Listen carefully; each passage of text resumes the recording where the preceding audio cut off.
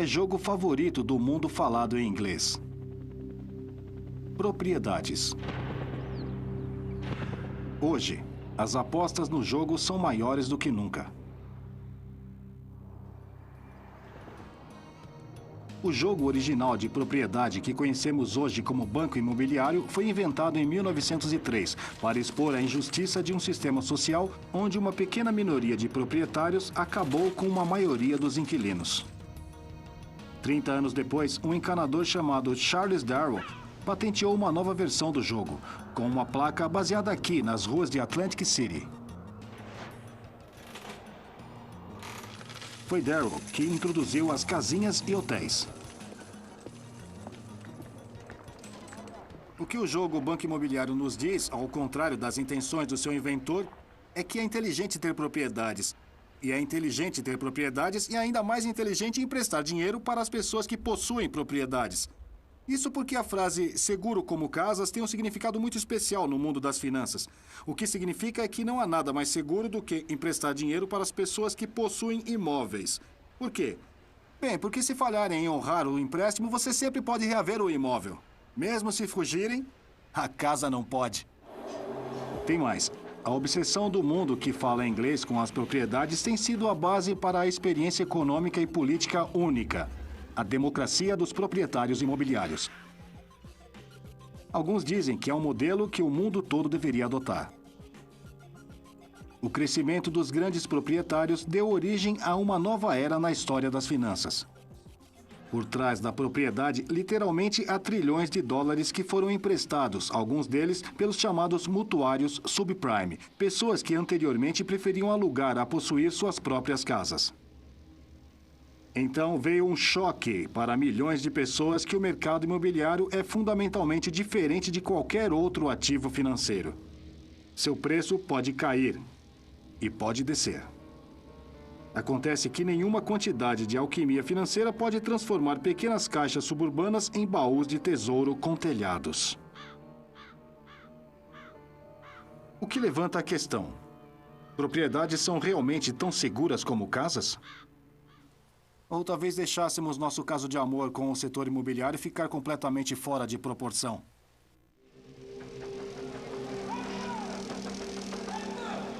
A ascensão do dinheiro. Seguro como casas.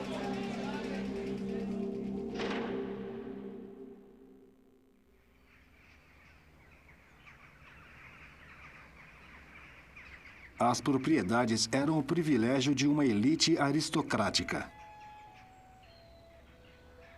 As propriedades foram passadas de pai para filho, juntamente com títulos e privilégios políticos. O resto era um mero inquilino, pagando aluguel ao seu proprietário. Até o direito de votar nas eleições era originalmente uma função dos donos das propriedades. Em um aspecto, não mudou muita coisa na Grã-Bretanha desde aqueles dias. Dos 60 milhões de hectares de terras britânicas, cerca de 40 milhões são de propriedade de apenas 189 mil famílias. A diferença é que eles já não monopolizam o sistema político. Na verdade, graças à reforma da Câmara de Londres, a nobreza hereditária está sendo eliminada do parlamento. Agora você pode explicar o declínio da aristocracia de muitas maneiras, mas até onde compreendo, o condutor principal eram as finanças.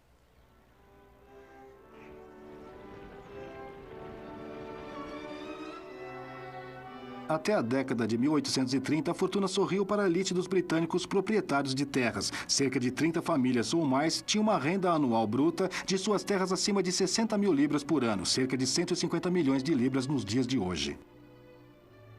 Com tais ativos de vastas propriedades os apoiando e uma renda da agricultura em expansão, era difícil ver como a aristocracia poderia deixar de florescer. No entanto, ao ignorar uma verdade fundamental sobre a propriedade, seu próprio declínio foi assegurado.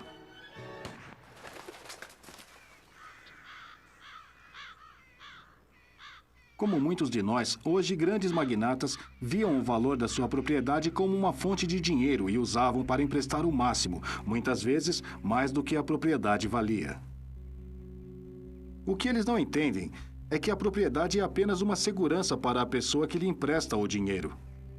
Como um mutuário, você ainda tem que ganhar o dinheiro para pagar o empréstimo. Para os grandes proprietários de terras da Inglaterra vitoriana, isso de repente se tornou uma coisa muito difícil para ser feita.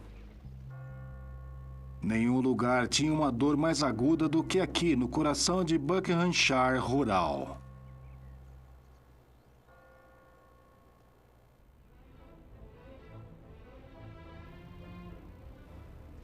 Há algo inegavelmente magnífico sobre este enorme palácio neoclássico Stowe House, indiscutivelmente a maior residência privada construída na Inglaterra no século XVIII. Basta olhar para estes pilares escaliola extraordinários ou o impressionante teto elíptico de gesso.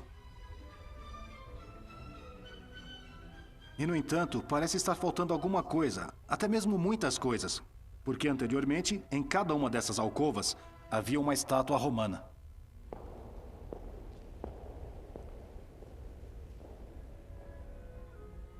As requintadas lareiras georgianas foram arrancadas e substituídas por lareiras padrão como esta. Por quê? Como a mais imponente das casas senhorais, se tornou em uma mera casca de si mesma? A resposta é: esta casa pertencia à principal vítima dos primeiros acidentes das propriedades modernas, Richard Plantagenet Temple Nugent Bridges Chandler Grenville, segundo o Duque de Buckingham. Stowe era apenas uma parte do vasto império de imóveis do Duque. Ao todo, ele possuía em torno de 67 mil hectares na Inglaterra, Irlanda e Jamaica. Essas propriedades imensas pareciam mais do que adequadas para suportar seu estilo de vida extravagante. Ele gastava dinheiro como se pudesse sair de moda. Amantes, filhos ilegítimos, qualquer coisa que ele sentisse que era compatível com a sua posição como um duque do reino.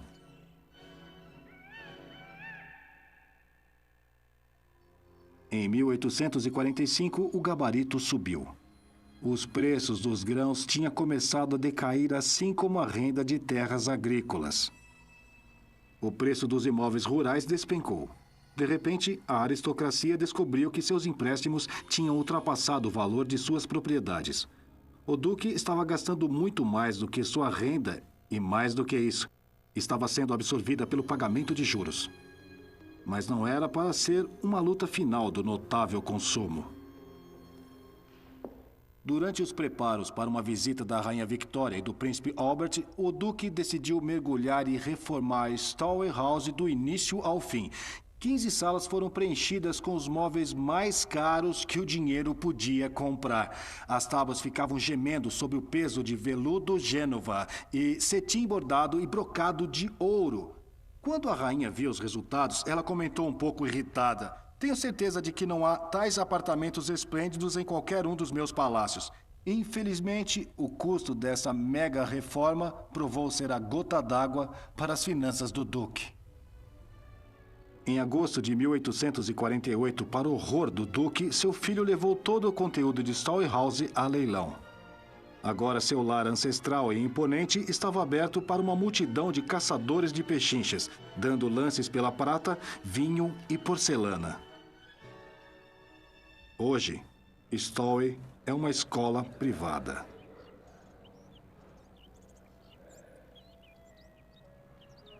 É um símbolo pungente da transitoriedade da riqueza. No mundo moderno, aconteceu que trabalho regular e uma renda estável importavam mais do que um título herdado, independente de quantos acres você era dono. Divorciado pelo seu longo sofrimento e muitas traições de sua esposa escocesa, cuja totalidade do guarda-roupa havia sido apreendida por agentes do xerife em Londres, o Duque foi finalmente forçado a abandonar Stowe e se mudar para uma casa alugada.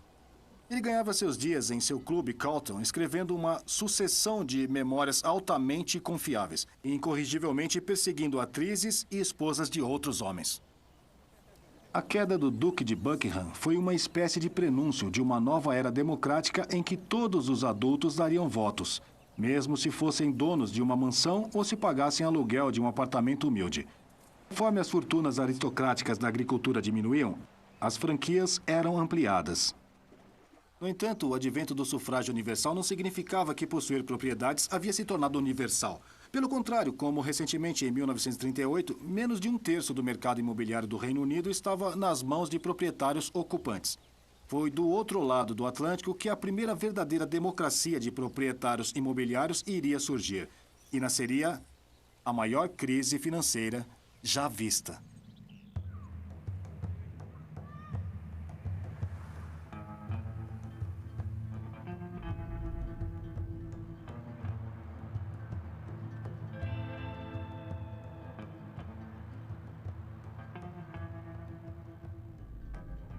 A casa de um inglês e seu castelo, e os americanos também sabem que não há lugar como o nosso lar, mesmo que as casas sejam bastante semelhantes. Hoje em dia, subestimamos o direito universal de possuirmos nossa própria casa. Mas antes da década de 1930, não mais do que um quinto das famílias americanas eram ocupantes e proprietários.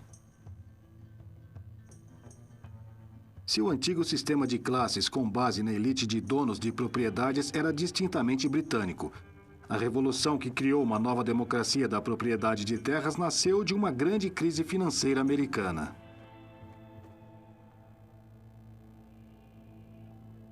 Quando a depressão atingiu em 1929, a economia dos Estados Unidos despencou. A minoria das pessoas que tinham sua própria casa não podia arcar com o pagamento das hipotecas. Os inquilinos também se forçavam para pagar o aluguel, quando tudo o que tinham pela frente era desemprego. Em nenhum outro lugar, os efeitos da depressão foram mais dolorosos do que em Detroit. Logo, a indústria automobilística aqui empregava apenas metade do número de trabalhadores que tinham em 1929, e com metade do salário. Em 1932, os despossuídos de Detroit estavam cansados. Em 7 de março, 5.000 trabalhadores demitidos pela Ford Motor Company marcharam à fábrica para exigir seguro-desemprego. O que seguiu forçaria os americanos a repensar completamente sua atitude em relação às propriedades.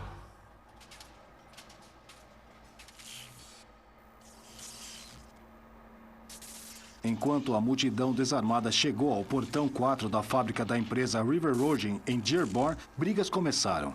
De repente, as portas da fábrica foram abertas e uma falange de policiais e homens de segurança correu para fora disparando contra a multidão.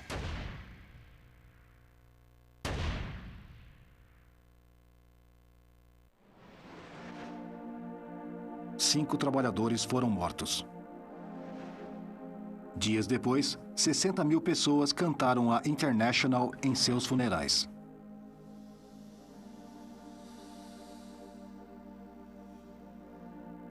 O jornal do Partido Comunista acusou Edsel Ford, filho do fundador da empresa Henry Ford, de permitir um massacre.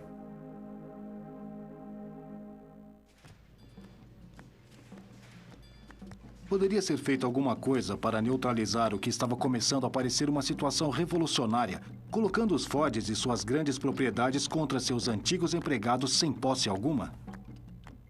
Em um gesto marcante de conciliação, Edsel Ford recorreu a um artista mexicano chamado Diego Rivera e o convidou a pintar um mural que mostra a economia de Detroit como um local de cooperação, não de conflito de classes.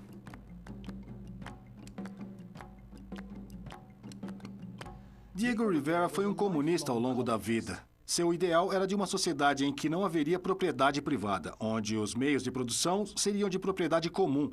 A seus olhos, a fábrica de River Rouge da Ford era exatamente o oposto. Uma sociedade capitalista em que os trabalhadores trabalhavam e os proprietários colhiam os frutos de seus esforços, apenas observando.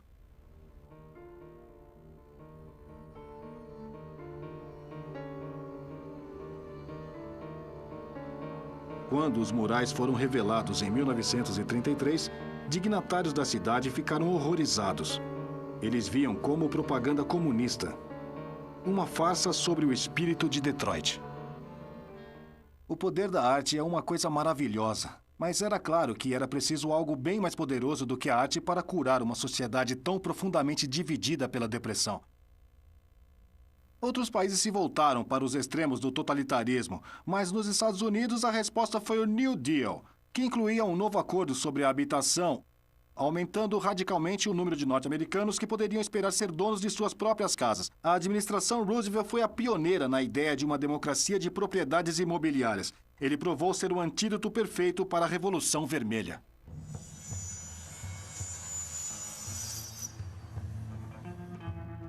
Com efeito, o governo iria fraudar o mercado imobiliário para incentivar os americanos a se tornarem proprietários. Clientes a nível local, credores hipotecários conhecidos como poupanças e empréstimos, o equivalente à construção da sociedade britânica, teria seus depósitos garantidos pelo governo, mesmo que um banco fosse à falência. Programa da Melhor Moradia. Fundamentalmente, uma nova administração federal de moradia foi criada para oferecer maior, mais duradouros e menores empréstimos a juros. Após a década de 1930, a maioria das hipotecas nos Estados Unidos foram fixadas para 20 ou 30 anos. Uma nova Associação Hipotecária Nacional Federal, apelidada de Fannie Mae, foi criada para criar um mercado nacional de empréstimo para a habitação. Este casal está passando por uma casa modelo agora. O marido aparentemente não está muito interessado nisso tudo, mas sua esposa está encantada com elementos convenientes como uma resistente tábua de passar. Ao reduzir o custo mensal de uma hipoteca, essas reformas tornaram a casa própria possível para muitos norte-americanos, mais do que nunca. Ambos gostariam de ter esse lugar para chamar de seu. Casa modelo. Pena que não podem pagar. Ah, mas talvez eles possam, pois, de acordo com essa placa, eles podem comprar a casa com pagamentos mensais que são menores do que pagam agora para alugar. Financiamento assegurado pelo governo. Não é exagero dizer que o moderno Estados Unidos, com seus subúrbios muito sedutores, nasceu dessa reforma do New Deal. A partir da década de 1930, então, o governo americano subscreveu efetivamente o mercado de hipotecas, juntando mutuários e credores. Essa foi a razão pela grande explosão na propriedade e dívida hipotecária nas décadas após a Segunda Guerra Mundial. Mas havia um porém. Nem todos na sociedade norte-americana tinham um convite para a festa dos proprietários imobiliários.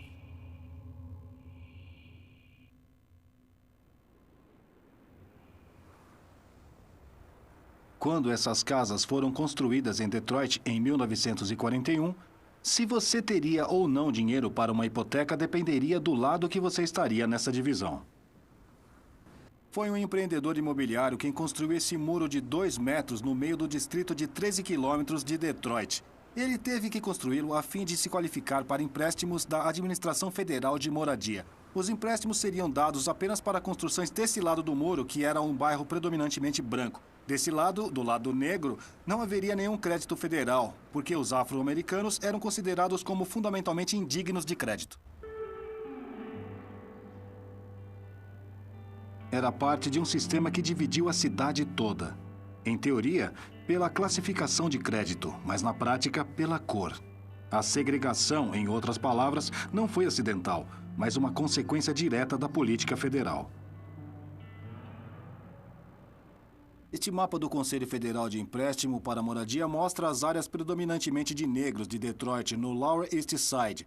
As chamadas colônias, como aonde estamos agora, em Burnwood Griggs, marcada com a letra D vermelha.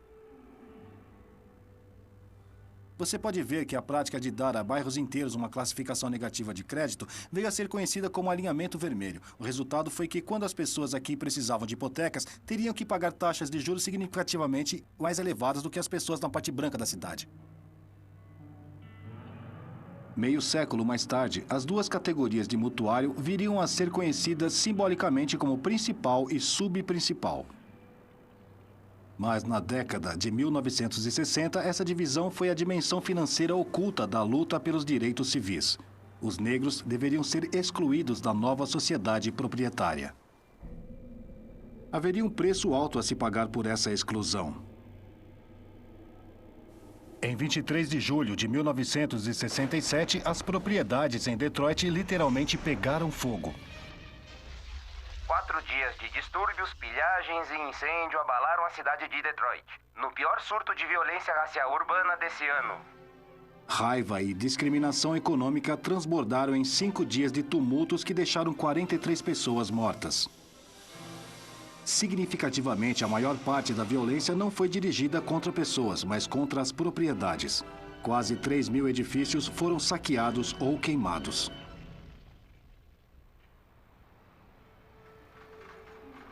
A verdadeira lição para os políticos era de que excluir as minorias étnicas da democracia dos proprietários imobiliários era uma via rápida para ter problemas. Para fazer as pessoas se sentirem partes interessadas no status quo da sociedade, era preciso fazê-los proprietários. De fato, ampliar a posse de propriedades pode até mesmo transformar os descontentes em conservadores. Essa foi uma lição que Margaret Thatcher rapidamente aprendeu. Aqui na Grã-Bretanha, a ideia da democracia de proprietários imobiliários tornou-se uma chave no conservadorismo de 1980. Vendendo habitações sociais com preços de pechincha, Thatcher assegurou que cada vez mais casais britânicos tivessem uma casa própria. Isso também significa que as pessoas mais do que nunca tinham hipotecas. Até os anos de 1980, os incentivos do governo para emprestar dinheiro e comprar uma casa faziam bastante senso para a família britânica comum. As taxas de juros relativamente baixas nos anos 60 e 70 e a taxa de inflação tenderam a subir, de modo que o valor real da dívida hipotecária tendeu a cair. Mas havia um ferrão na cauda. Os mesmos governos que professavam a fé na democracia da propriedade também estavam comprometidos com o combate à inflação. E isso significou o aumento das taxas de juros. A política britânica e americana de incentivar as pessoas a fazerem hipotecas e, em seguida, acionar taxas de juros levou o final dos anos 80 para um dos crescimentos mais espetaculares e impulsionados da história do mercado imobiliário. Para os anos 80, isso foi correspondente à crise subprime, na nossa época, a primeira, mas não a última vez que o mercado de hipotecas dos Estados Unidos ficou completamente enlouquecido.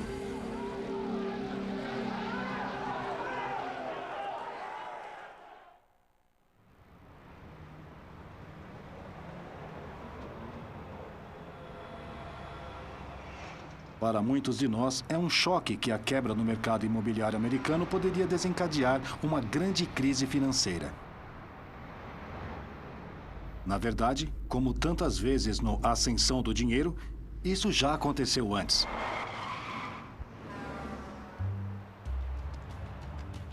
Em março de 1984, os reguladores do governo americano receberam uma cópia de um vídeo mostrando quilômetros após quilômetros, casas e condomínios construídos pela metade ao longo da Interestadual 30, fora de Dallas, no Texas.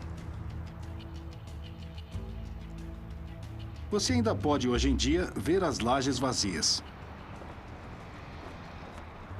A investigação desencadeada por essas casas não construídas iria expor um dos maiores escândalos financeiros de todos os tempos. Um golpe que iria fazer uma paródia da ideia de propriedade como uma forma segura de investimento.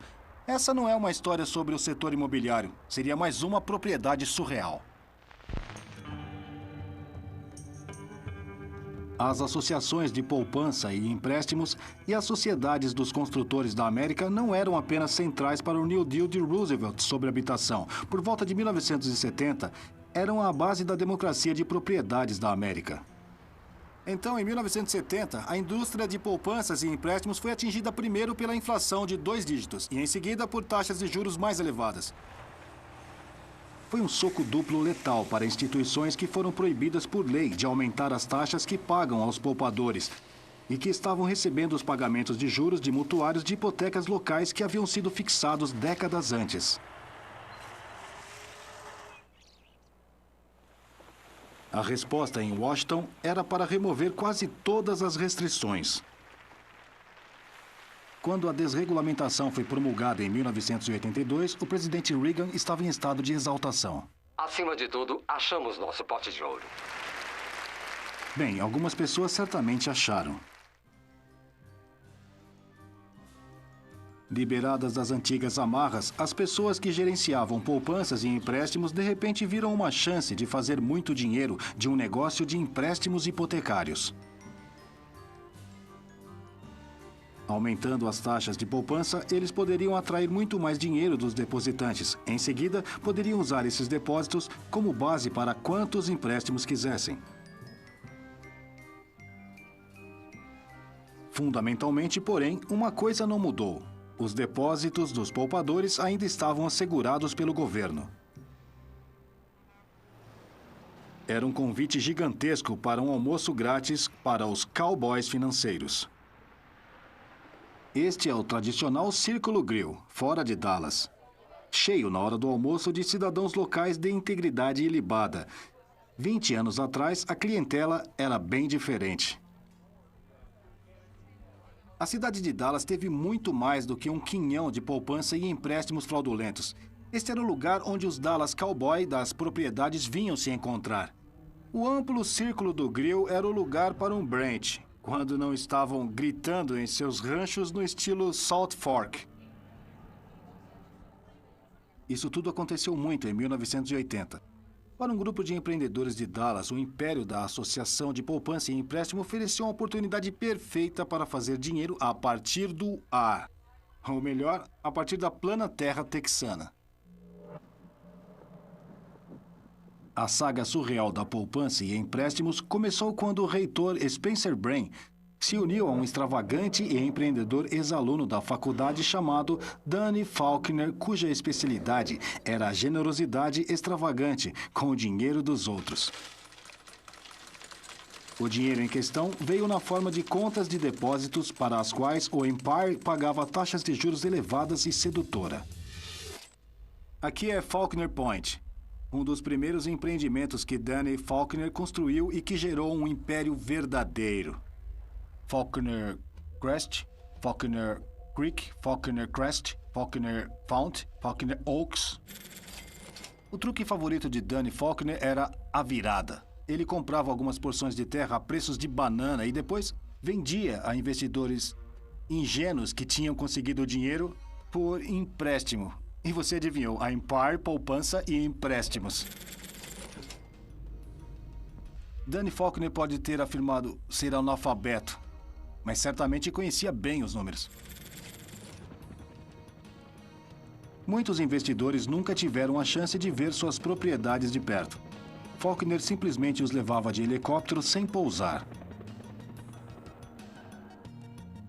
Em 1984, o desenvolvimento da propriedade no Texas estava fora de controle, pagos por depósitos garantidos pelo governo que foram efetivamente direto para o bolso dos empreendedores. Pelo menos no papel, os ativos do império cresceu de 12 milhões de dólares para 257 milhões em pouco mais de 2 anos. O problema era que a demanda por condomínios na Interestadual 30 nunca poderia ter acompanhado a vasta oferta que estava sendo gerada por Faulkner Blaine e seus comparsas. Quando os reguladores finalmente sopraram o apito em 1984, a realidade não podia ser mais ignorada. Centenas de edifícios que se ergueram acabaram sendo derrubados ou queimados até o chão. Hoje, 24 anos depois, é um deserto texano. Em 1991, Faulkner e Blaine foram ambos condenados e presos por fraude. Um investigador chamou a Empire de um dos esquemas de investimento de terras mais imprudentes e fraudulentos da história americana. Ao todo, cerca de 500 poupanças e empréstimos entraram em colapso. De acordo com uma estimativa oficial, quase metade tinha visto de conduta criminosa por pessoas informantes.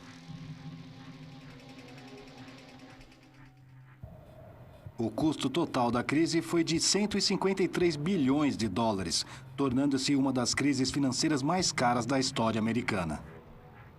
O governo federal, que tinha desregulado as poupanças e empréstimos em primeiro lugar, tinha que pagar a conta, que é outra maneira de dizer que os contribuintes ficaram com ela. Foi o primeiro sinal claro de que poderia ser uma desvantagem a ideia da democracia da propriedade. No entanto, a crise das poupanças e empréstimos foi um mero temor comparado ao terremoto das propriedades que iria atingir o mercado imobiliário americano 20 anos depois. Poupanças e empréstimos foram uma crise de todos os americanos, mas o terremoto subprime abalaria o mundo inteiro das finanças até suas próprias bases.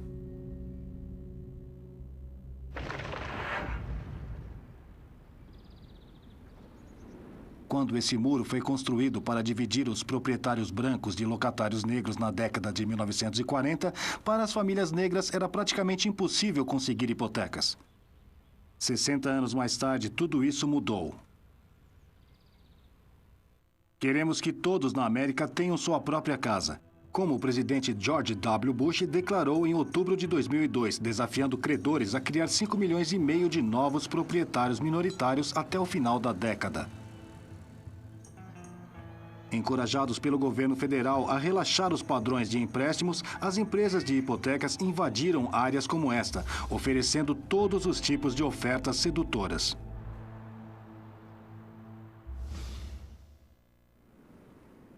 Por muitos dos novos mutuários terem históricos irregulares de crédito, esses empréstimos vieram a ser considerados como subprime. Sem renda? Nenhum trabalho? Nenhum ativo? Isso faz de você um perfeito candidato para um empréstimo ninja. O problema era que esses novos empréstimos hipotecários eram muito diferentes da velha taxa fixa de 30 anos do reembolso de empréstimos do passado. Desde 1980, o jogo da habitação mudou radicalmente em todo o mundo que se falava inglês. As hipotecas são por períodos cada vez mais curtos e os mutuários cada vez mais estão optando apenas por hipotecas. Isso faz com que as famílias sejam mais sensíveis do que costumavam ser na subida das taxas de juros. Então, como os credores não se preocupavam que esses mutuários subprime estivessem quase certos a padronizar as altas taxas de juros? A resposta a essa pergunta é a chave para a crise do subprime foi outra palavra com um S. Securitização.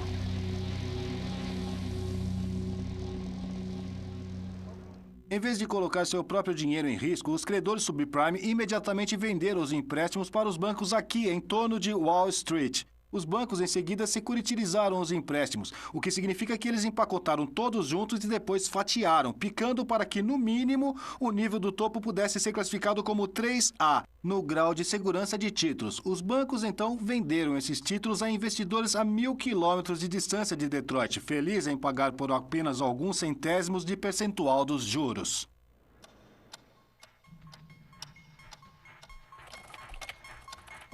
A chave para a securitização foi a distância entre os mutuários de hipotecas em, digamos, Detroit, e as pessoas que acabaram por receber seus pagamentos de juros. No momento em que as pequenas cidades da Noruega comprassem esses títulos, não tinham ideia do que estavam realmente por trás de seu investimento. Alquimia financeira? Bem, foi um modelo de negócio que funcionou muito bem, uma vez que as taxas de juros se mantiveram baixas. As pessoas mantiveram seus empregos e os preços dos imóveis continuaram a subir.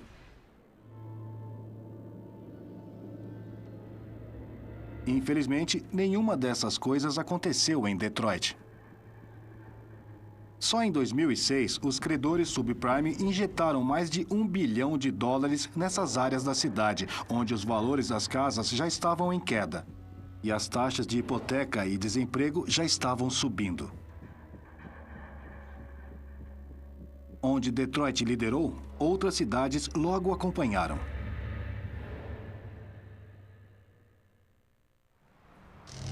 Memphis, Tennessee.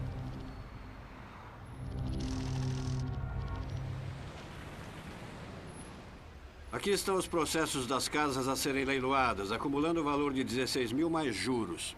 É quinta-feira, meio-dia. E estou testemunhando um ritual 2 vezes por dia aqui na escadaria do Palácio da Justiça de Memphis.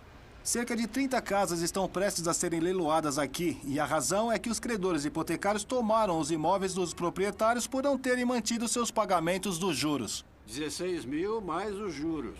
Memphis está se tornando a cidade dos leilões hoje em dia. Nos últimos 5 anos, algo como 1 a cada 4 famílias recebeu uma notificação os ameaçando ser leiloado. Desde que o mercado de hipotecas subprime começou a azedar no início do verão de 2007, ondas de choque foram se espalhando por todos os mercados financeiros mundiais, acabando com alguns fundos de derivativos, obliterando vulneráveis bancos de investimento e custódia, custando centenas de bilhões de dólares aos sobreviventes. Banco Central da Argentina. Lembre-se do pilar do mercado de hipotecas de 1930, New Deal, Fannie Mae?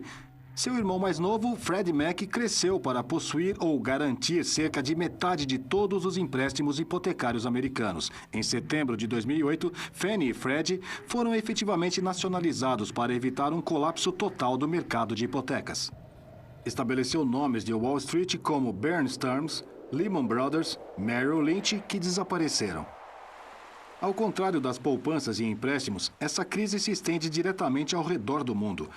Os 4 municípios noruegueses de Rana, Hemnes, Hattedal e Narvik, que haviam investido impostos dos cidadãos na securitização subprime, agora estão sentados em um investimento de cerca de 15% do que pagam por ele, uma perda de uns 100 milhões de dólares.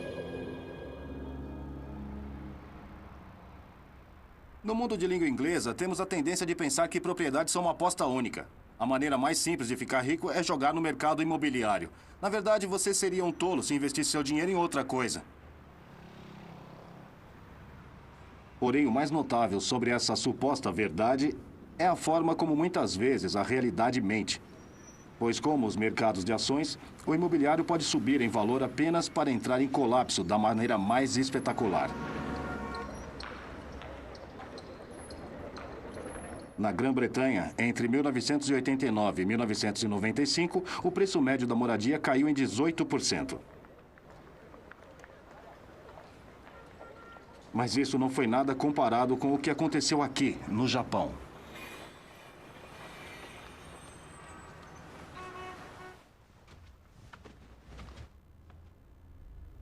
A vista é boa. Decoração tanto quanto Austin Power. Estou amando isso. Essa é a caldeira. Certo, vamos direto ao assunto. Quanto esse lugar vai custar se eu oferecer o dinheiro agora? Isso. Seria algo em torno de 2 milhões de dólares. Certo, isso cerca de 1 milhão. 1 milhão de libras, eu compro esse apartamento lindo em Tóquio, então. E esse é um bairro elegante, certo? Isso pode soar muita coisa, mas na história japonesa recente, é uma verdadeira pechincha. Entre 1985 e 1990, os preços dos imóveis no Japão subiram em um fator de cerca de 3 vezes. Bancos caíram sobre si mesmos por enfrentarem essa onda.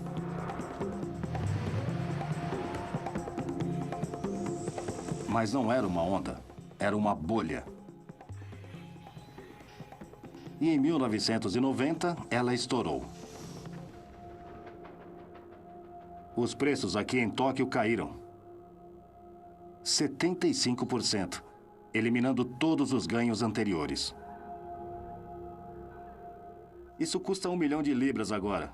Quanto custou em 1990, no auge da bolha imobiliária?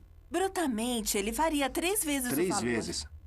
Então, custaria cerca de 6 milhões de dólares. 3 milhões de libras. Nossa, acho que tivemos uma quebra imobiliária no Ocidente, mas essa é uma verdadeira quebra imobiliária. É.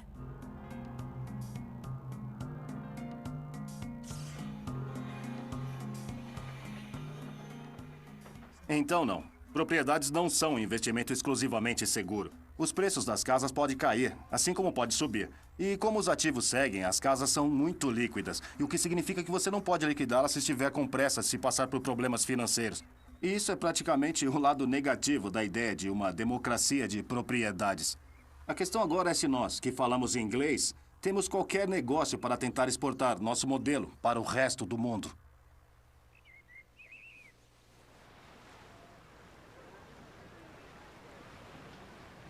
A falha real na democracia das propriedades, como os recentes acontecimentos provaram que o mercado imobiliário, como qualquer outro mercado de ativos, está propenso a altos e baixos.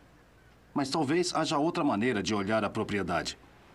Como um meio de desbloquear novas riquezas, fornecendo garantias a aspirantes empreendedores. Poderiam as propriedades ser a resposta para os problemas dos países mais pobres do mundo? Você já ouviu falar de mutuário subprime? Bom, dê boas-vindas a um país subprime. A Argentina, onde a subrealização econômica tem sido um modelo de vida há um século.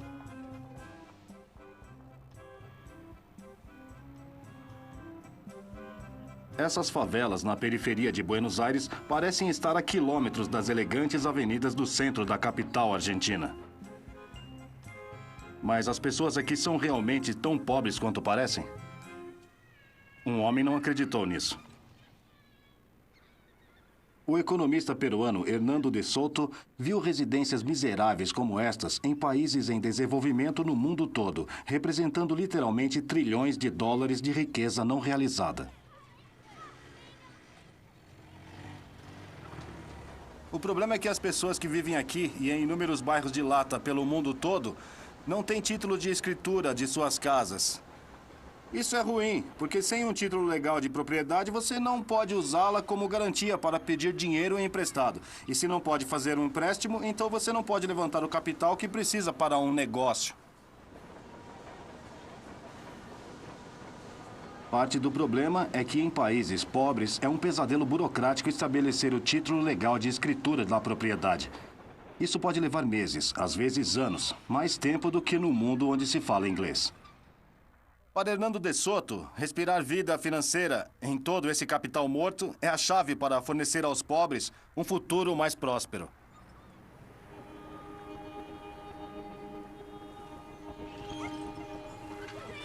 A favela de Quilmes, na periferia sul de Buenos Aires, oferece uma experiência natural para testar a teoria de Soto. De um lado da cidade, há algumas das favelas mais miseráveis que eu já vi. Mas a alguns quilômetros de distância, há uma história muito diferente. Foi no início dos anos 80 que um grupo de invasores aqui pressionou o governo pela escritura legal de suas casas. Bem, eles tiveram sucesso. E àqueles dispostos a pagar um aluguel simbólico foi concedido um arrendamento que, depois de 20 anos, seria convertido em propriedade plena. Você pode dizer que estão ocupadas pelos proprietários pelo fato de que as cercas, as paredes estão pintadas e também tem um cão de guarda aqui.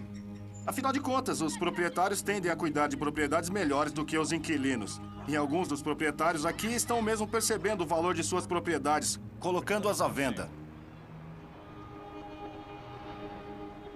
No entanto, parece haver uma falha na teoria. Ser proprietário de suas próprias casas não facilitou para as pessoas aqui pedirem dinheiro emprestado. Apenas 4% delas conseguiram obter uma hipoteca.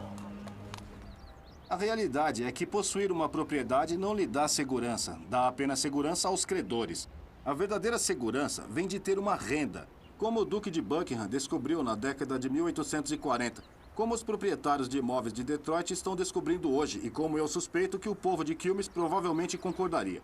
Por essa razão, provavelmente não é necessário que cada empreendedor no mundo em desenvolvimento faça uma hipoteca sobre a sua casa. Na verdade, ter uma propriedade não pode jamais ser a chave para a geração de riqueza.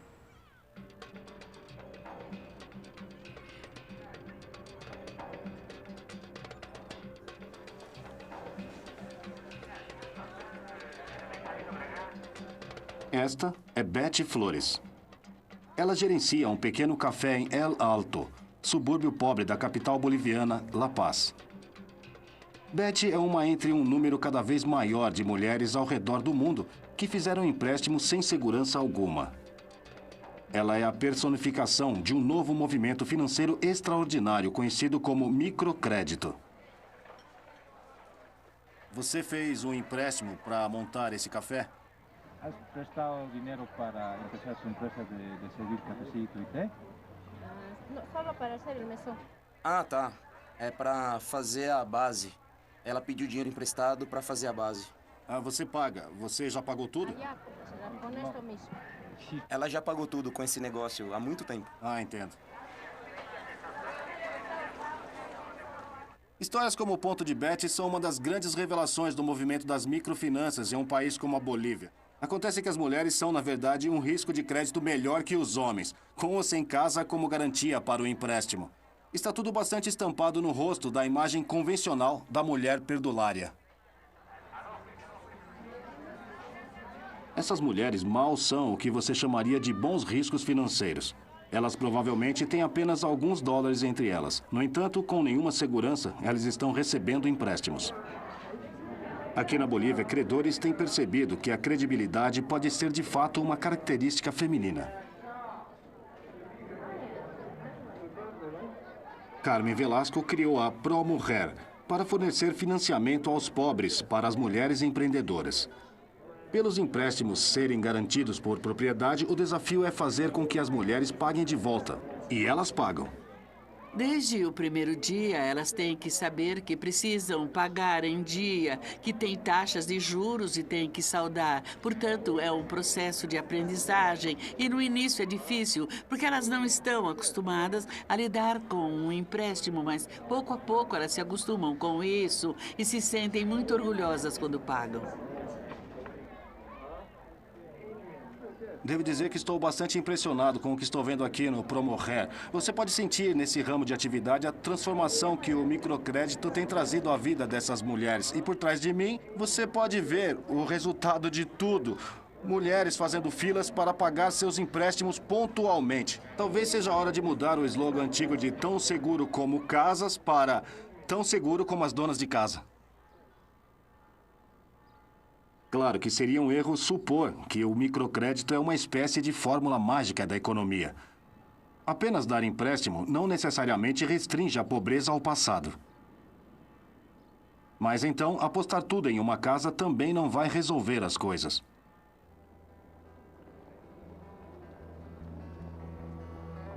O analfabetismo financeiro pode ser galopante, mas de alguma forma todos nós éramos especialistas em um ramo da economia, o mercado imobiliário. Todos nós sabíamos que as propriedades eram uma ótima aposta. Exceto o fato de que não foi. No mundo todo, ao que parece, os preços dos imóveis estão caindo. De Mênfis a Santiago. De Londres a La Paz. Incentivar a casa própria pode muito bem criar um eleitorado político para o capitalismo. Mas também distorce o mercado de capitais ao persuadir as pessoas a apostar a casa. A casa. As pessoas precisam pegar dinheiro emprestado, é claro, para começar empresas ou para comprar ativos caros.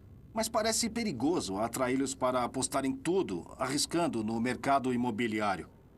De Buckinghamshire à Bolívia, para Bonny, na Escócia, a chave é encontrar o equilíbrio certo entre dívida e renda. E no próximo programa, vamos falar sobre toda a economia mundial que está em processo de alcançar esse equilíbrio, perigosamente errado.